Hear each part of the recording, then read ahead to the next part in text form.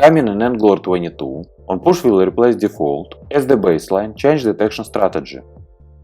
Since version 22, OnPush is the new default.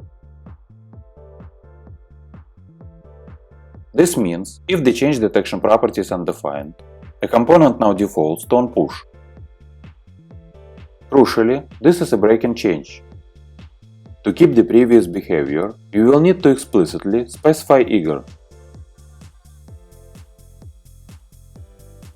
This is a new alias for default added in Angular 21.2. Default was deprecated in 21.2 and will be removed later, likely in Angular 24. In Angular 22, ngUpdate can automatically update the changeDetection strategy used in components. When you run a migration, if no strategy is specified, eager will be added. If OnPush is already in use, no changes will be made. If default is used, it will be renamed to eager.